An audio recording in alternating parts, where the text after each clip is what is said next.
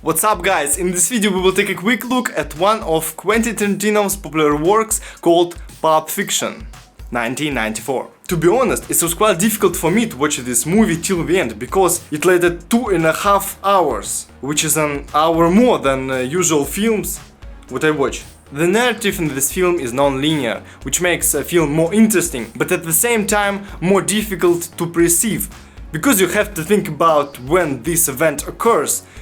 It is after the previous one or it happens in the future, although it may be that this event occurs simultaneously with what we saw before. And in general, events in the film is not developed as rapidly as other works in this genre. Well, let's talk about everything in order. Despite the fact the film was made on a budget of $8 million, in a total gross it was almost $214 million.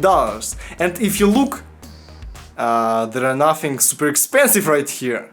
By the way, do you remember this meme? Although it still exists. But do you remember? Yes, this meme is an excerpt from the movie, and the guy who throws up his hands in the confusion is Vincent Vega. He came to the house of his boss Marcellus Wallace to take his wife Mia, played by Uma Thurman, to dinner.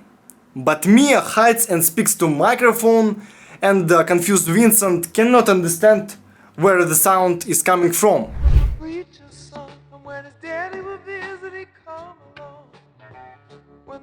Vincent. Vincent. I'm on the intercom. Where is the intercom? Okay, let's take a closer look at the script, characters, and what happens in the movie. I repeat that Pulp Fiction's narrative is told out of chronological order and follows 3 main interrelated stories that each have a different protagonist. Vincent Vega, a hitman, Butch Coolidge, a prize fighter, and of course Jules Winfield, Vincent's business partner. The film begins with a diner hold-up staged by a couple. Everybody be cool, this is a robbery! Any of you fucking pricks move! And I'll execute every motherfucking last one of Then begins a shift from one storyline to another before returning to the diner in conclusion. There are 7 narrative sequences.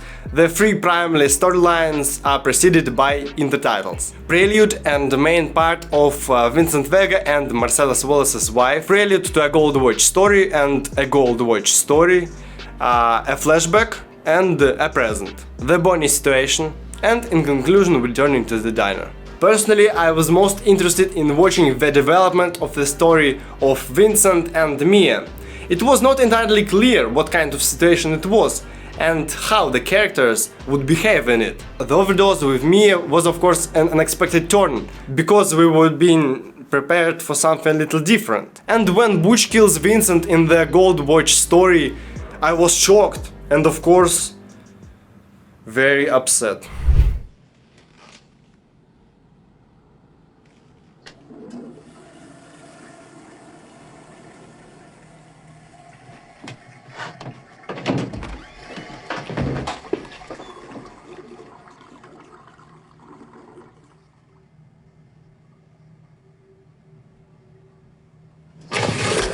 By the way, write in the comments what is your favorite moment in the film and what story do you like the most.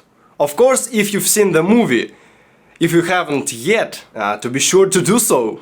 Considerable screen time is devoted by monologues and casual conversations with long dialogues to revealing each character's perspectives on several subjects. And the film features is an ironic combination of humor and strong violence. TriStar Pictures reportedly turned down the script as too demented. The Miramax co-chairman Harvey Weinstein was enthralled, and the film became the first that Miramax fully financed.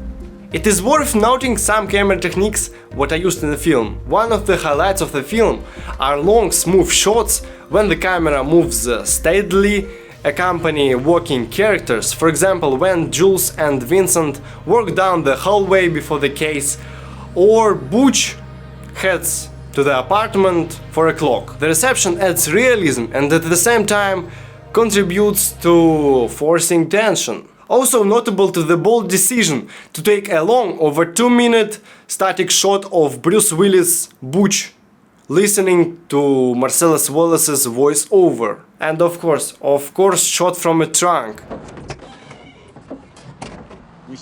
Characteristic of Tarantino's movies. Pulp Fiction is widely regarded as Tarantino's masterpiece, with particular prize for its screenwriting. The self-reflexivity, unconventional structure, and extensive homage and pastiche led critics to describe it as a touchstone of postmodern film. In 2013, Pulp Fiction was selected for preservation in the United States National Film Registry by the Library of Congress as culturally, historical, and aesthetically significant. Okay guys, thank you a lot for watching this video till the end. Take a like if this video was interesting for you. And of course, see you next videos. Bye!